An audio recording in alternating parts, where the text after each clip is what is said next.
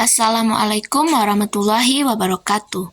Saya Haifani Alivia, NIM 2121164, akan menjelaskan materi tentang ketentuan nafkah, sedekah, hibah, hadiah, dan wakaf. Nah, yang pertama kita masuk kepada ketentuan nafkah.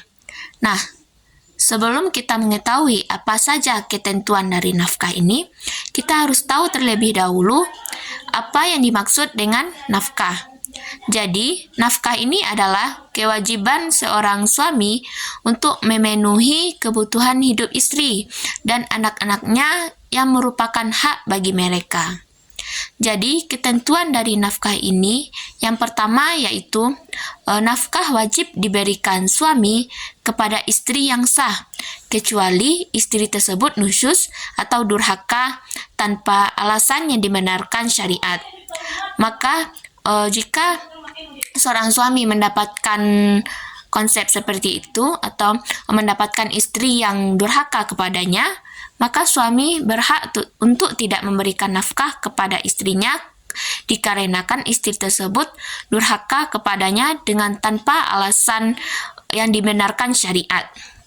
Nah, yang kedua yaitu nafkah mencakup kebutuhan sandang, pangan, papan, serta kebutuhan lainnya, seperti pendidikan sekolah anak dan kesehatan sesuai dengan kemampuan suami.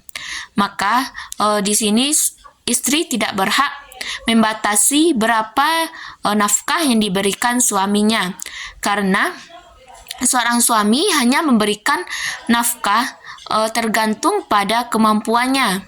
Tidak boleh dibatasi berapa yang diberikan atau tidak boleh membantah seberapa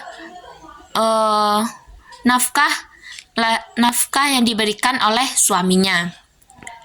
Nah, selanjutnya, besaran nafkah ini disesuaikan dengan kemampuan suami dan kebutuhan istri yang layak sesuai dengan kondisi dan tradisi setempat.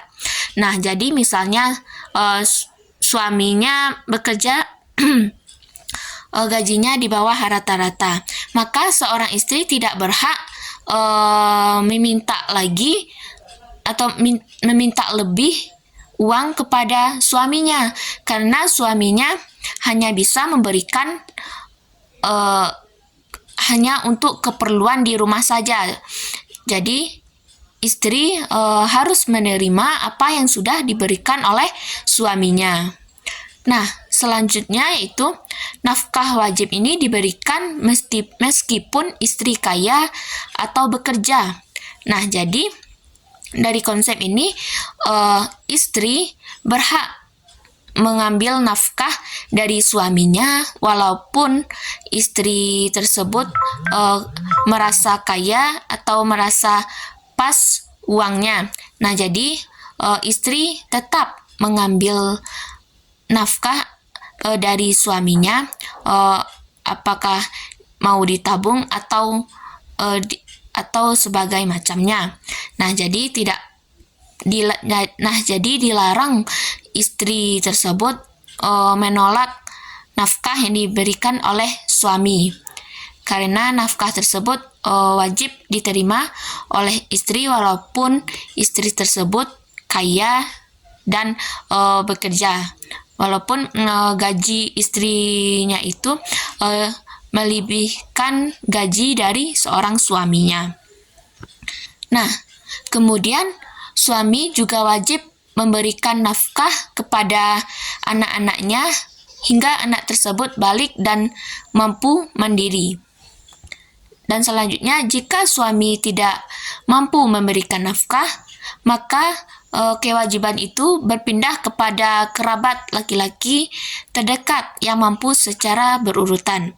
Nah, misalnya ketika suaminya tersebut tidak bisa bekerja, tidur atau sakit parah, maka kewajiban tersebut berpindah kepada kerabat laki-laki terdekat yang mampu secara berurutan.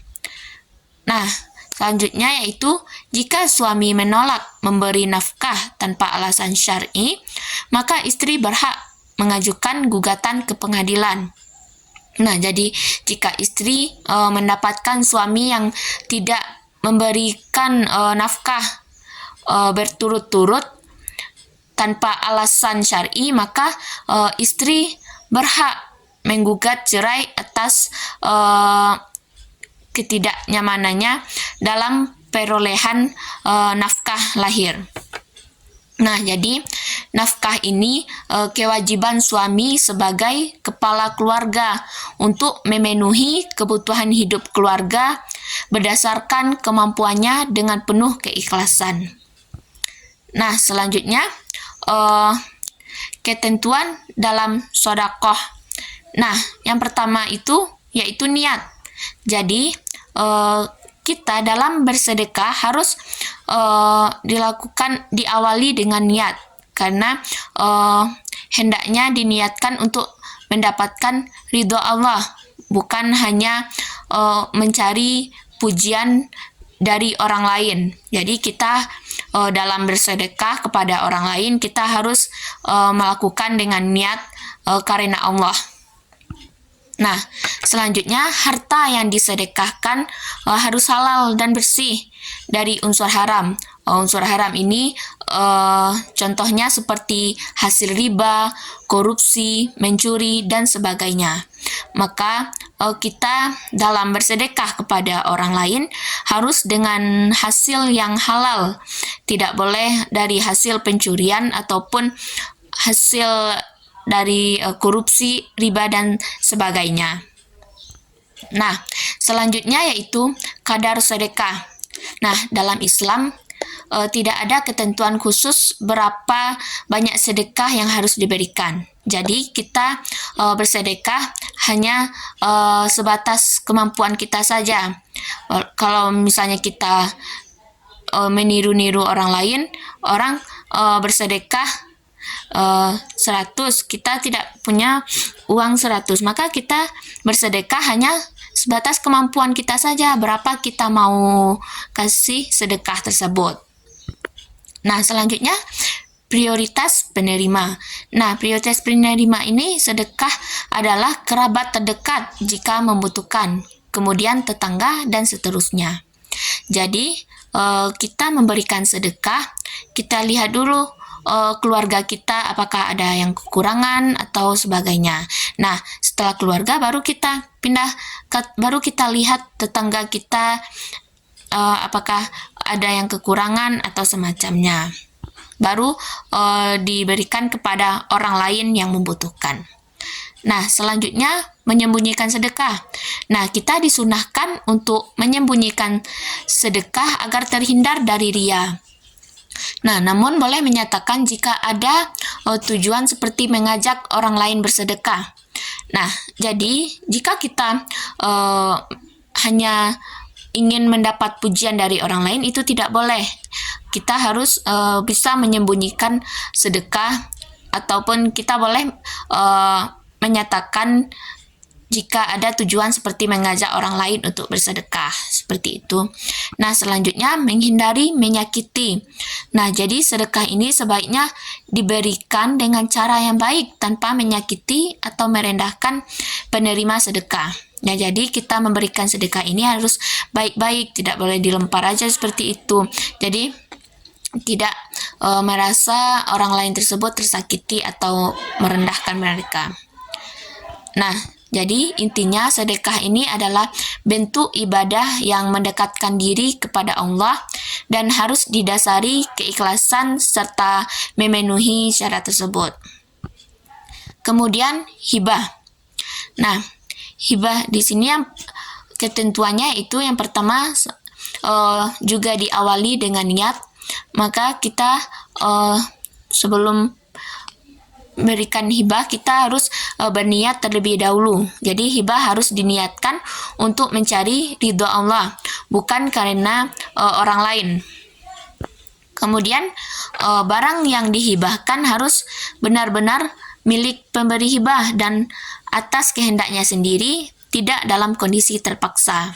Jadi barang kita hibahkan harus punya kita sendiri, bukan atau bukan dari milik orang lain.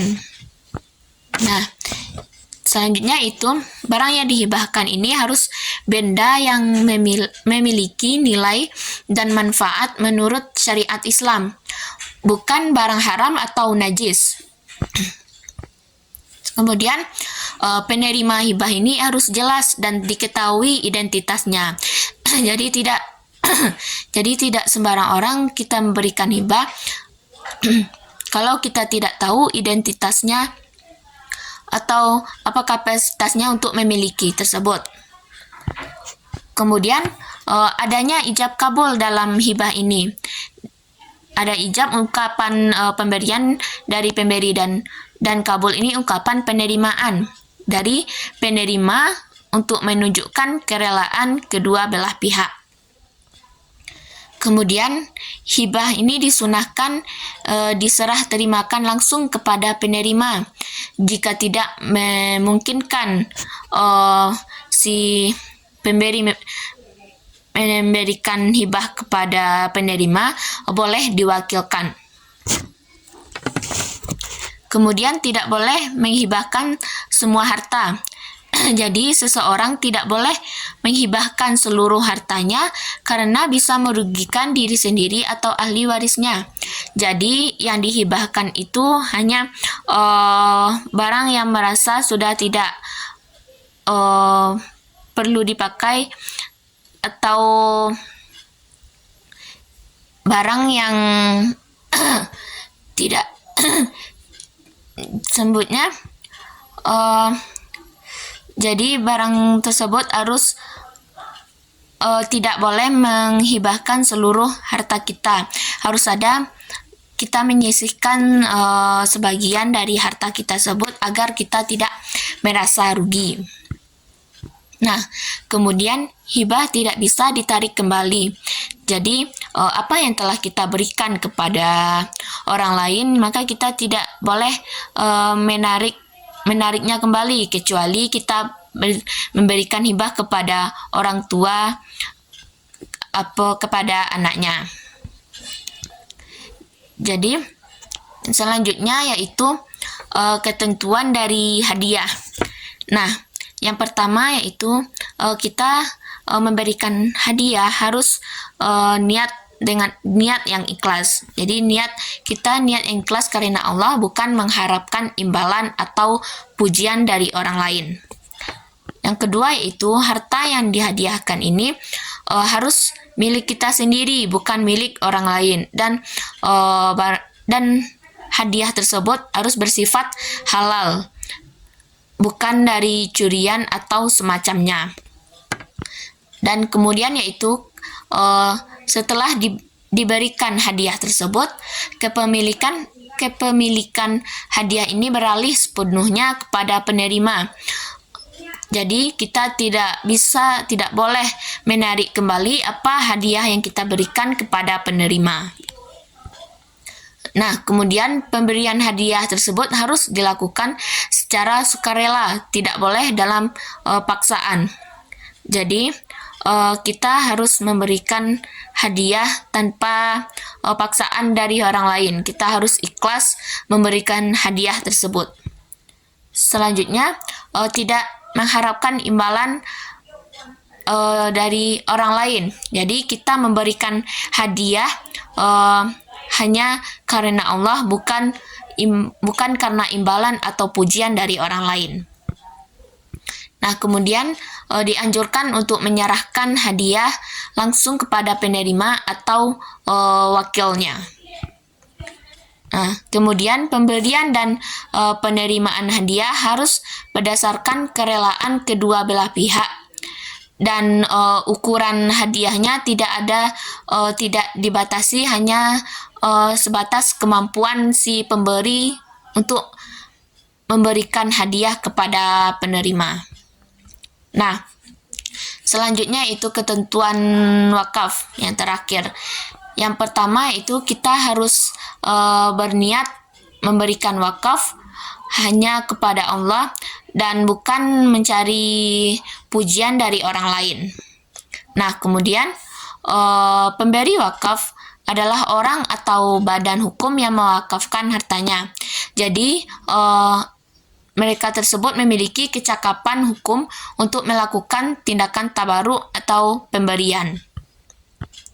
Nah, kemudian harta yang diwakafkan harus milik sah wakif, tidak berstatus harta benda bersama dan halal menurut syariah.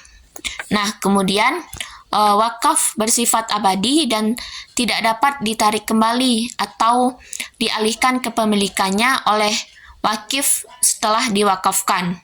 Nah, jadi harta wakaf ini harus dikelola dan didaya gunakan sesuai dengan tujuan wakaf. Jadi wakaf harus diarahkan pada tujuan yang sesuai syariah, seperti wakaf untuk kemakmuran masjid, pendidikan, pelayanan sosial, dan lain semacamnya. Nah, jadi wakaf ini sebaiknya didaftarkan agar mendapat perlindungan hukum dan dikeluarkan sertifikat wakaf dan Badan Wakaf Indonesia. Jadi misalnya terdapat seseorang memberikan nafkah kemudian ditarik kembali, itu tidak boleh, karena wakaf ini kita sudah berniat ikhlas karena Allah, bukan hanya mendapat pujian dari orang lain. Mungkin sekian materi yang dapat saya jelaskan. Sekian, terima kasih. Assalamualaikum warahmatullahi wabarakatuh.